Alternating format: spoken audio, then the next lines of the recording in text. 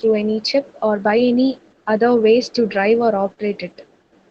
டெஃபினட்டாக பண்ண முடியும். ஆக்சுவலி கார் வந்து பார்த்தீங்கன்னா நம்ம படிச்சிருக்க நெட்ஒர்க்கில் இருக்க ஒரு ப்ரோட்டோக்காலில் தான் ரன் ஆகுது.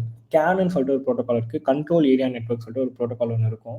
அந்த நெட்ஒர்க் டைப்பு அந்த கேன் வந்து எங்கெங்கெல்லாம் யூஸ் பண்ணாங்க பார்த்தீங்கன்னா இவிஸ் அண்ட் ஸ்மார்ட் கார்ஸ், கொஞ்சம் மாடர்னாக இருக்க கார்ஸ் வந்து ஃபர்ஸ்ட் யூஸ் பண்ண ஆரம்பித்தாங்க. நாட் ஓன்லி கார்ஸ், சப்மெரின், அப்புறம் ஏர்கிராஃப்ட்டு, வெசல்ஸ், இது எல்லாத்துலேயுமே இந்த கேனுன்றது ரொம்ப சிம்பிளாக இருக்கும். கேனுன்றது வந்து ஒரு கம்ப்யூட்டிங் மூலமாக வந்து கமாண்ட் கொடுத்து அந்த பெரிய பெரிய மோட்டார்ஸை வந்து டேர்ன் பண்ண வைக்கிறது தான் இதோட concept. Once you gain the can access, நீங்கள் ஈஸியாகவே வந்து ஹேக் பண்ண முடியும்.